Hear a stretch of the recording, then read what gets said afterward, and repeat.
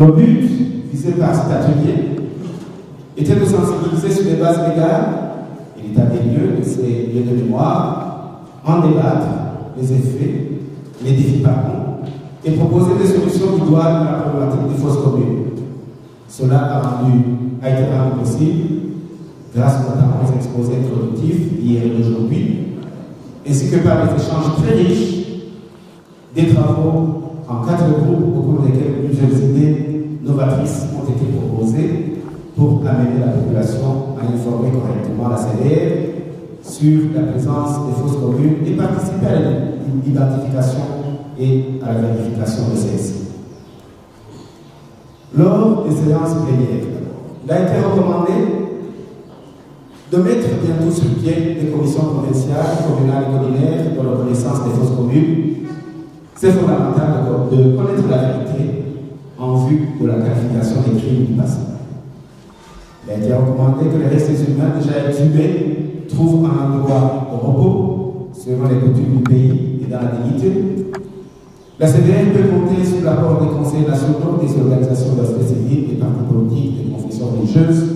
des anciens militaires comme des nouveaux responsables de l'administration territoriale.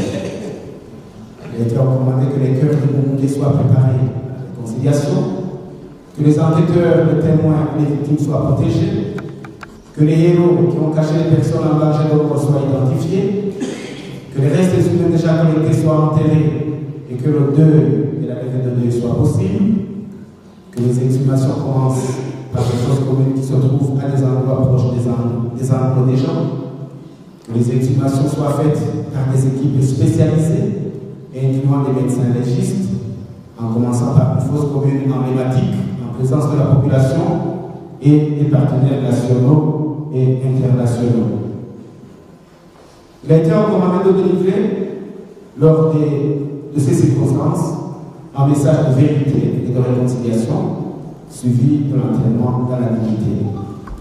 Il a été recommandé de documenter les fosses communes selon une méthodologie appropriée qui rétablit le contexte historique, de considérer chaque fosse commune comme un support de la mémoire avec un récit non manipulable, de constituer des musées des archives de la mémoire, de réviser la loi sur les cimetières, de tenir compte de la dimension spirituelle de la personne humaine lors des exhumations, en mettant l'accent sur la préparation des esprits et l'importance de la guérison des mémoires décès. De protéger les fosses communes, les restes déjà identifiés, en faisant intervenir les moyens financiers locaux, de procéder à un échantillonnage de fosses communes déjà identifiées, d'établir des listes des personnes tuées avant d'aller vers l'étape des fosses communes et de considérer les fosses communes identifiées comme relevant du domaine de l'État et procéder ainsi à l'expropriation pour cause d'intérêt public. D'autres recommandations entendues en première, c'est entre autres de donner la chance aux personnes qui ont été touchées par les événements du passé, de raconter ce qu'ils ont vécu comme traumatisme, d'interroger aussi rapidement les auteurs présumés encore vivants avant leur disparition, de s'inspirer des expériences des autres commissions, Vérité et Réconciliation, comme celle d'Afrique du Sud, du Libéria, de Chili, de Bolivie, etc.,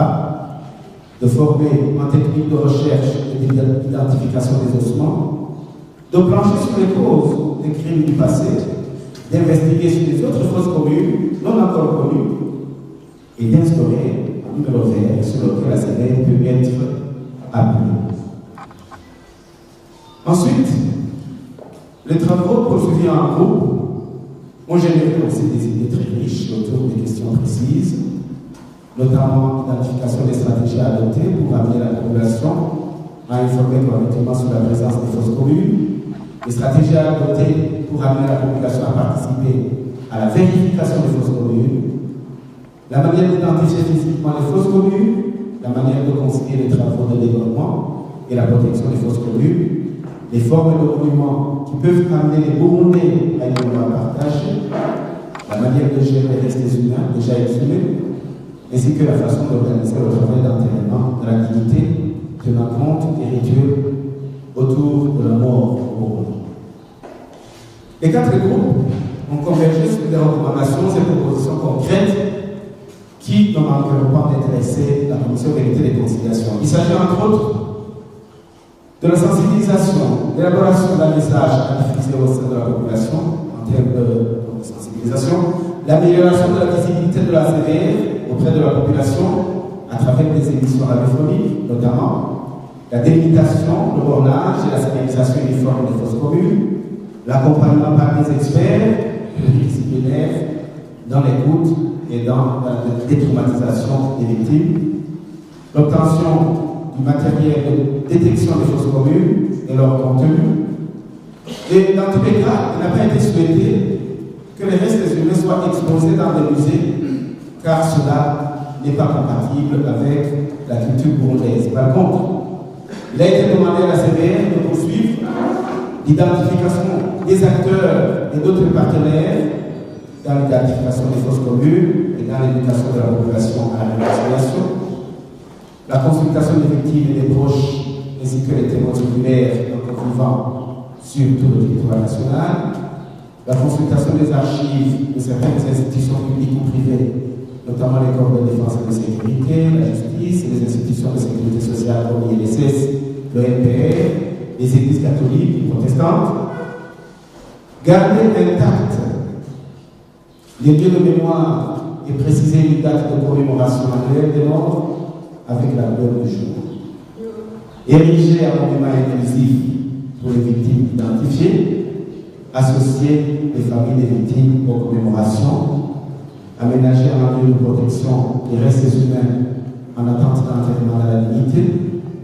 interdire les constructions sur les fosses communes déjà connues, faire détruire les infrastructures personnelles construites sur les fosses communes moyennant indemnisation, inhumer dignement les restes humains